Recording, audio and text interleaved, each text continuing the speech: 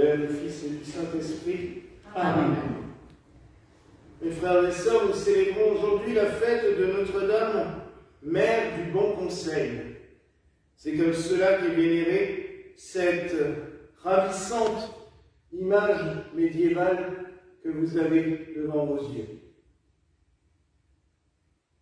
C'est une histoire assez spectaculaire encore qu'il s'est produit pour en arriver à cette fête. Cette peinture était sur les murs d'une ville d'Albanie qui s'appelait Scutari et qui dépendait de la République de Venise. Nous avons parlé de Venise hier avec Saint Marc, leur saint patron.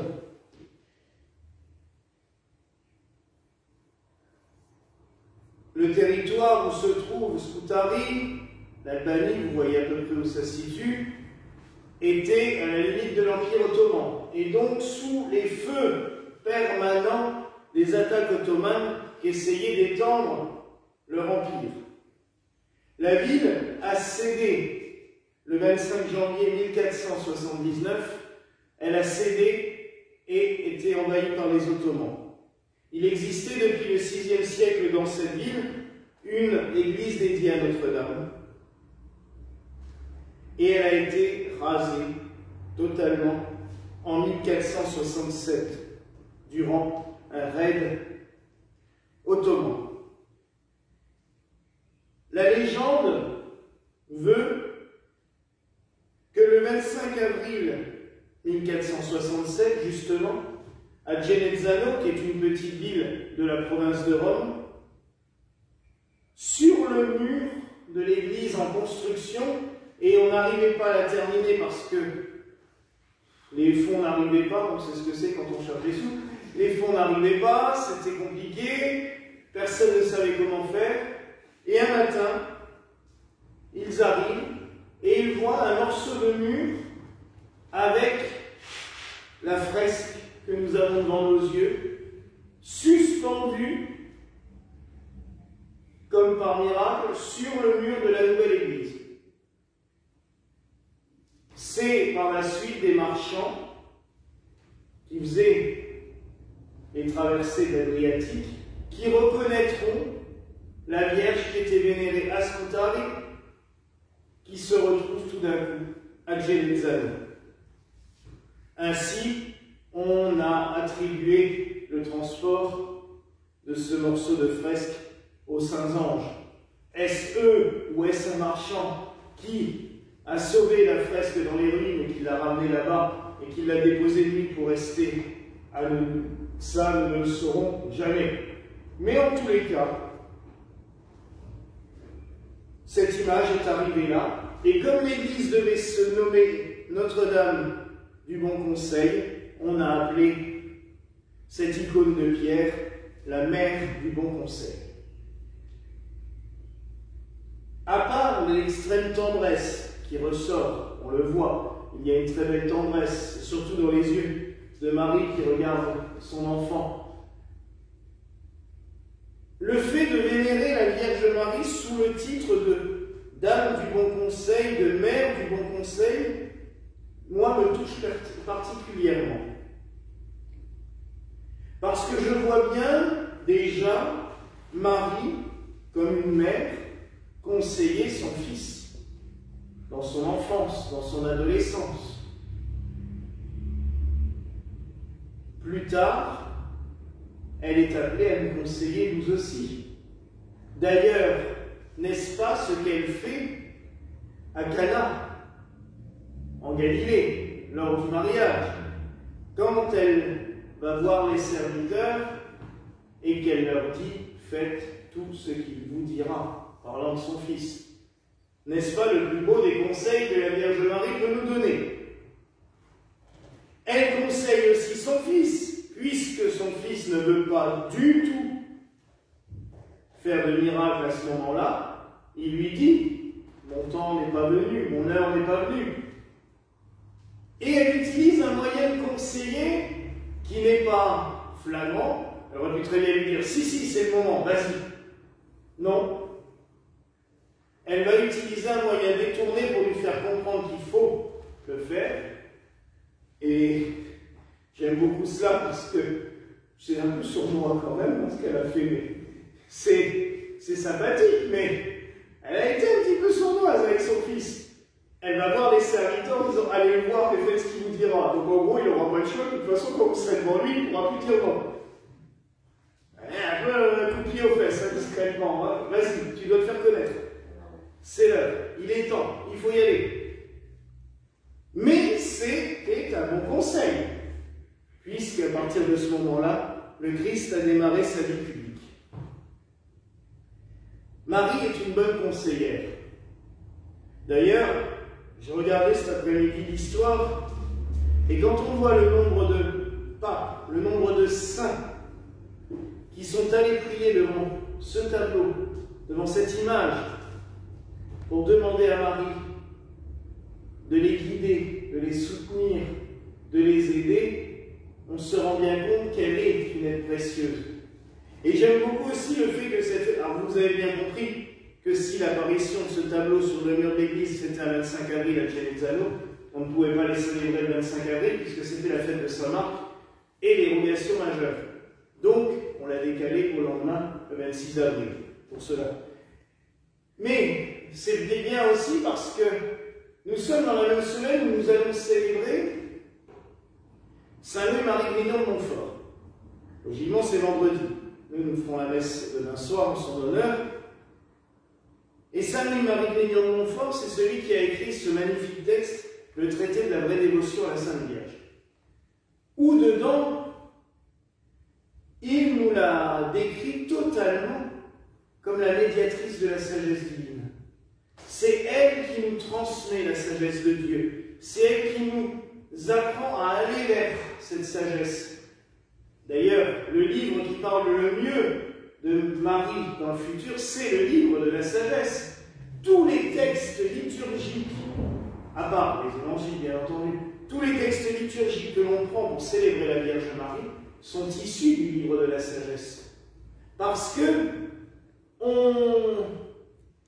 c'est Jésus-Christ qui est sagesse incarnée, mais on identifie aussi souvent Marie avec cette sagesse, puisqu'elle est le trône de la sagesse, c'est elle qui a porté la sagesse incarnée en son sein, c'est elle après qui le porte sur ses genoux, et c'est pour cela que les icônes comme la Vierge de Strasbourg que nous avons sur le côté là, sont vénérées sous le titre de trône de la sagesse, puisque Marie est assise sur un trône et elle tient l'enfant Jésus bien droit devant elle, comme Notre-Dame de Louvain, petit clin d'œil de Père, ou Notre-Dame d'Orcival, et toutes les vierges assises en majesté, telles qu'on peut en voir notamment en Auvergne. Demandez conseil à Marie. Est-ce que nous y pensons? On l'a pris, sans aucun doute. Mais souvent, comme on le fait avec Saint-Joseph, s'il te plaît, j'ai besoin de ça, s'il te plaît, j'ai besoin de ça, s'il te plaît, j'ai besoin de ça. Est-ce qu'on va vers eux en disant « Éclaire-moi, aide-moi à comprendre. J'ai un problème précis là. » Je ne te demande pas de le résoudre. Je te demande de m'aider à le résoudre par moi-même. De me dire ce qui est bon à faire, ce qui n'est pas bon à faire, ce qui est sage de faire ou ce qui n'est pas sage de faire. Vous voyez, mes frères et sœurs, c'est totalement différent. Se tourner vers Marie pour lui demander conseil. Lui dire, éclaire-moi, aiguille-moi. Quel chemin choisir? Alors après, je vous dirais que la réponse, elle risque d'être toujours la même. Faites tout ce qu'il vous dira. Car Marie, comme nous le dit Grignon de Montfort, tout a Jésus par Marie. Marie n'est pas une fin en soi. On ne s'arrête pas devant la Vierge Marie. C'est pas la fin. Marie ne fait que nous conduire à son Fils. Elle nous y emmène. Elle nous guide vers lui. Elle nous le présente. Elle nous l'offre. Dans l'église où j'ai passé toute ma jeunesse, Selga, il y avait une statue de la Vierge à l'enfant que j'aimais bien. Parce que par rapport à d'autres où il est dans ses genoux, ou posé sur son épaule, là, Marie tenait l'enfant Jésus, elle était debout, mais elle tenait l'enfant Jésus comme cela devant elle. Et l'enfant Jésus, les bras écartés, qui bénissait l'assemblée. Et ça, c'était magnifique. C'était une œuvre d'Alfred, c'est toujours une œuvre d'Alfred Klein, puisqu'elle est toujours exposée dans l'église. Et je trouvais cette image très belle, parce que Marie se met toujours en rentrée et elle met en avant son fils. Même si elle nous conseille, elle nous conseillera d'aller auprès de son fils. C'est lui qui est la sagesse. C'est lui qui est le conseil suprême, je dirais. Donc, elle nous conduit vers lui. Elle nous emmène vers lui. Et tout ce qu'elle peut nous dire, c'est faites tout ce qu'il vous dira. Alors, il y a des fois, oui, elle nous éclaire, elle nous aiguille. Comme je l'ai déjà dit aussi, c'est une catéchiste. Quand elle apparaît à divers endroits, c'est tout simplement pour nous réexpliquer encore et encore les Saintes Écritures. Elle n'invente pas de nouvelles choses. Quand il y a des apparitions où la Vierge Marie commence à inventer des nouvelles choses, des trucs qui n'ont jamais existé, ou à dire le contraire des évangiles, oula, halte. Là, il faut tout de suite prendre du recul et se dire, c'est totalement faux. Vous savez, j'ai vu un truc, ça va vous faire rire, parce que ça m'a fait écouler de rire hier sur cette nuit. Et l'insomnie, c'est bien, ça permet de découvrir des choses très intéressantes, mais aussi des choses complètement débiles. Le pape Benoît XVI est mort début de l'année.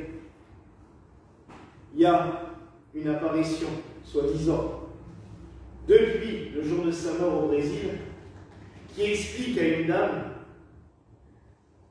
c'est la Vierge Marie qui apparaît, mais qui transmet des messages de Benoît XVI. Et pour dire que son successeur est un con. Et le problème, c'est que déjà, alors que c'est au fin fond d'un village du Brésil, déjà des tradis ou d'autres groupes farfelus, style complotistes, diffusent ces messages dans les églises, en France déjà. Toutes les semaines, il y a un nouveau message qui dit à quel point le pape François est un idiot. Et les gens y croient.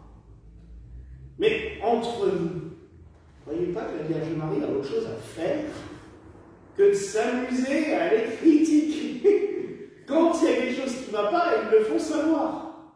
Il y a assez de papes qui ont vu, justement, dire en direct, le Christ ou la Vierge Marie.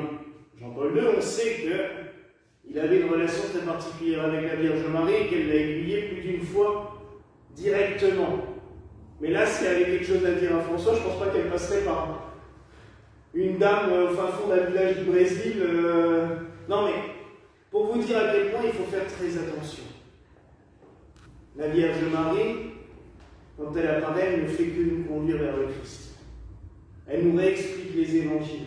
Elle nous les fait les méditer. Elle nous fait réfléchir dessus. Des fois, elle nous engueule un peu en disant bon, eh oh, n'oubliez pas de prier, n'oubliez pas de prier pour les autres. Mais jamais elle va inventer des trucs qui sortent de nulle part. Ça n'existe pas. Ce n'est pas qu'elle n'a pas le droit, c'est tout simplement que ce n'est pas son rôle. Elle nous l'a montré dans les évangiles à quel point elle se mettait en retrait de tout. Le Christ n'a fait que glorifier ces moments où Marie méditait la parole de Dieu. Les évangélistes nous le répètent 1000 fois. Et elle retenait tout cela dans son cœur et les méditait. C'est quand même magnifique. Parce que mes frères et sœurs, c'est dans notre cœur que le Seigneur nous parle.